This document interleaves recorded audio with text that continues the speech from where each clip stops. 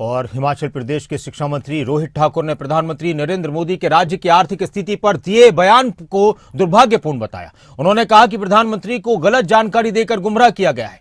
राज्य की आर्थिक स्थिति को लेकर उन्होंने पूर्व बीजेपी सरकार पर भी जमकर निशाना साधा और कहा कि प्रधानमंत्री जैसे सर्वोच्च पद का सम्मान करते हुए बीजेपी को उन्हें इस तरह की हल्की राजनीति में नहीं धकेलना चाहिए था। अच्छा होता बीजेपी नेता प्रधानमंत्री से आपदा राहत के 10,000 करोड़ रुपए दिलाने के लिए प्रयास करते, लेकिन वो नकारात्मक राजनीति में व्यस्त हैं।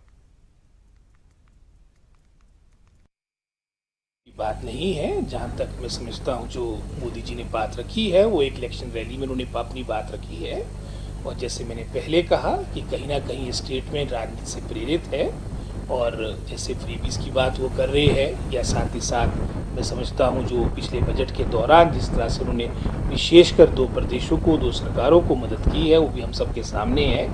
2 प्रदेश, चाहे उसमें आंध्र प्रदेश हो चाहे बिहार हो, लगभग 30-35 हज़ार करोड़ अतिरिक्त आपकी यूनियन बजट में इन दोनों स्टेट्स के लिए आपने पैसा दिया है। और विशेषकर अगर हम हिमाचल की बात करें, आपदा के दौरान कितना नुकसान हिमाचल प्रदेश का हुआ उसके बारे में इन्होंने मौन साधा हुआ है। जो हमारा पोस्ट डिजास्टर नीड असेसमेंट के तहत लगभग कोई 9,000 करोड़ के आसपास की राशि हिमाचल प्रदेश को प्राप्त होनी थी, वो आज तक लंबित पड़ी है।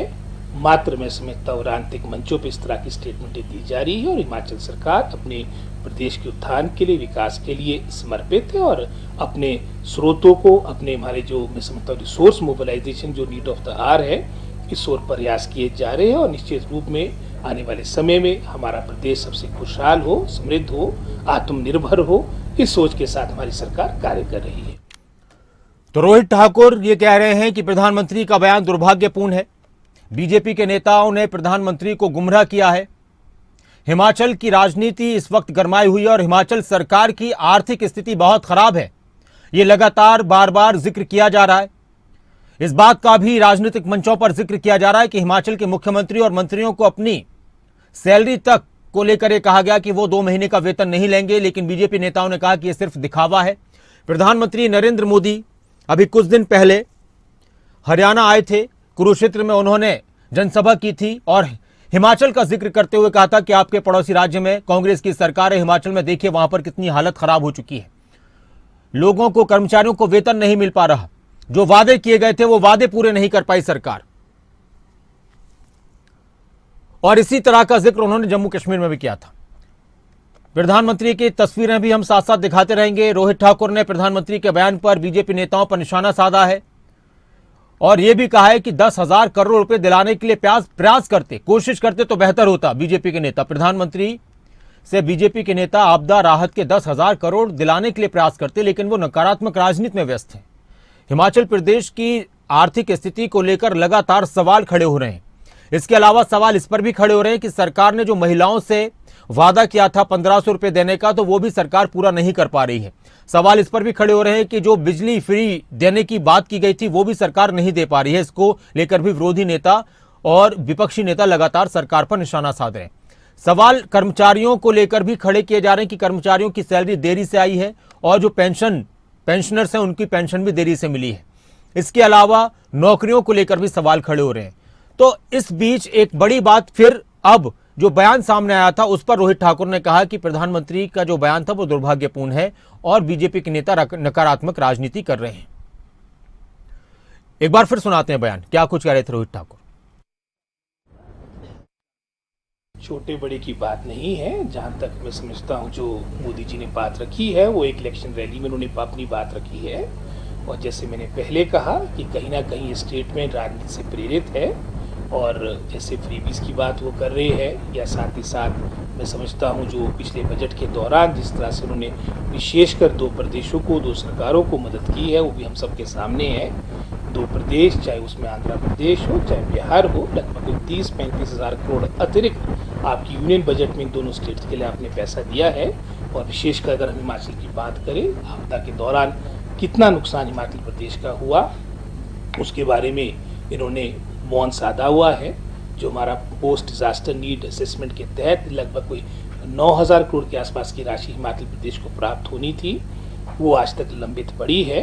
मात्र मैं समझता हूँ राजनीतिक मंचों पर इस तरह की स्टेटमेंटें दी जा रही है और हिमाचल सरकार अपनी हमारे साथ इस वक्त बीजेपी के नेता और मीडिया प्रभारी करण नंदा जी जुड़ चुके हैं। नमस्कार करण नंदा जी।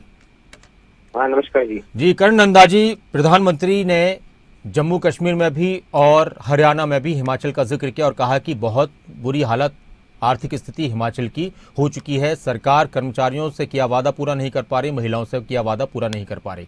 इस पर कांग्रेस के नेता कह रहे हैं कि नकारात्मक राजनीति की जा रही है। प्रधानमंत्री के बयान को रोहित ठाकुर दुर्भाग्यपूर्ण बता रहे हैं। इसके अलावा प्रतिभा सिंह की तरफ से बयान आया था, उन्होंने कहा कि अगर बीजेपी को हिमाचल की इतनी फिक्र है तो फिर जो आपदा के लिए राहत राशि का ऐलान हुआ था वो क्यों नहीं लाने की कोशिश करवाती। देखिए ऐसा है कि जिस प्रकार से प्रधानमंत्री जी ने बोला है जी, तो वो हिमाचल की वास्तु स्थिति है। आप देखिए कि लगातार मुख्यमंत्री जी यही कहते रहते हैं कि केंद्र ने जो है 10,000 करोड़ देने हैं, 20,000 करोड़ देने हैं, 23,000 करोड़ देने हैं। अरे भैया आप बताइए ना कि कहाँ से देने हैं। जब आपका डिजास्टर के ऊपर 9,340 करोड़ रुपए मांग रहे हैं तो उसमें भारतीय जनता पार्टी की केंद्र सरकार ने इनको 3,000 करोड़ की राशि दी है। ऊपर से जो इनके रोड्स का नुकसान हुआ, जो ये गिना रहे हैं कि हमें पीडब्ल्यूडी महकमे का नुकसान हुआ है, उसका जो रिपेयर का राशि है वो उन्होंने भेज दिया है। उसमें प्रधानमंत्री ग्राम सड़क योजना का पैसा अलग से जो है वो 2740 करोड़ आ गया है। उसके उपरांत जो है मकानों का जो पैसा है, जो इन्होंने गिरे हुए मकान लोगों के फिर बनाने थे, वो प्रधानमंत्री आवास योजना के अंतर्गत आ गया है। तो वो सारा पैसा तो इनको स्कीमों के माध्यम से आया है। अगर तो ये कैश मांग रहे हैं या कि बोल रहे हैं कि हमें पैसा दीजिए, पैकेज दीजिए, तो पैकेज में तो इनकी गारंटियां इतनी हैं कि उस पैकेज को तो अपने झूठे वायदे पूरे करने में समाप्त करने का प्रयास करें। आप देखिए जब ये सत्ता में आए थे तो प्रधानमंत्री जी ने क्या गलत बोला कि युवाओं को इन्होंने बोला था कि पहली कैबिनेट में 1 लाख नौकरियां देंगे, हर साल 1 लाख नौकरियां देते हुए जो है वो 5 लाख नौकरियां देंगे। पहली कैबिनेट तो क्या, अब तो 2 साल हो गए, नौकरियों के द्वार तो यहाँ खुले नहीं। यहाँ केवल मात्र जो है पिछले आउटसोर्स के कर्मचारी जो है उनको बाहर निकाला जा रहा है और उनको भी सड़कों पर लाया जा रहा है। दूसरा आप देखेंगे महिलाओं से इन्होंने 1500 का वायदा किया। अब 1500 के वायदे में आप भी देख लीजिए कम से कम 7 तरीके की इन्होंने पाबंदियां लगाई है कि पहले जब इनके मंत्री बोलते थे, प्रियंका गांधी जी बोलते थे, राहुल गांधी जी बोलते थे कि घर में एक होएगी तो 1500 मिलेंगे, अगर 2 ही होएगी तो 3,000, 3 होंगे तो 4500 और 4 होंगे तो 6,000। अब इनके मंत्री कहते हैं कि घर में सिर्फ एक महिला को मिलेगा। अगर वो जो है पेंशनर है तो उसको नहीं मिलेगा, अगर उसके पति पेंशनर हो चुके हैं तो तब नहीं मिलेगा, अगर गवर्नमेंट सर्विस में उनके पति है तब नहीं मिलेगा। अरे रिस्ट्रिक्शन तब कांग्रेस के नेता बार बार जो कह रहे हैं कि उन्हें जो मदद मिलनी चाहिए थी केंद्र सरकार की तरफ से आपदा में, वो मदद नहीं मिली है। एक तरीके से कांग्रेस के नेता ये भी कहते हैं कि सौतेला व्यवहार किया जा रहा है। देखिए मैं तो इनसे ये पूछना चाहूंगा, पिछले ईयर का फाइनेंशियल रिकॉर्ड निकालिए। उसके अंतर्गत जो है 3 प्रकार के फंड जो है हिमाचल प्रदेश में आते हैं। एक तो सेंट्रली स्पॉन्सर्ड स्कीम्स की आती है जिसमें 65 स्कीमें काम करती है। दूसरा इनको जो है रेवेन्यू डेफिसिट का आता है, जो यहाँ पे घाटा हो रहा है उसका जो है पूर्ति की जाती है और इनको एनडीआरएफ और एसडीआरएफ का पैसा आता है। तीसरा आता है ग्रांट इन एड फॉर जो इनको म्युनिसिपल कॉर्पोरेशन और अदर स्कीम्स। तो क्या इनसे पूछिए कि 14,000 करोड़ रुपए इनके पास नहीं आया।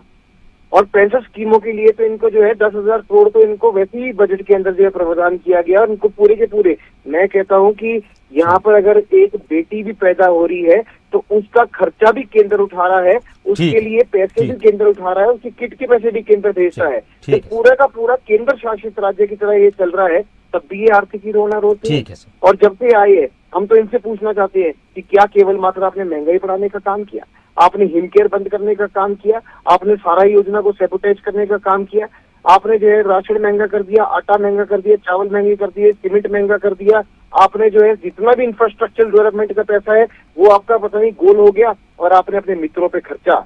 तो कुप्रबंधन तो हिमाचल प्रदेश में चल रहा है और आर्थिक कुप्रबंधन की स्थिति में इनकी ये हालत है। तो प्रधानमंत्री जी ने कुछ गलत नहीं बोला, बिल्कुल सिर्फ पे बोला और बिल्कुल पड़ोसी की गारंटी के बारे में बोला। बहुत शुक्रिया करण नंदा जी हमारे साथ जुड़ने के लिए, खबर अभी तक के साथ जुड़ने के लिए।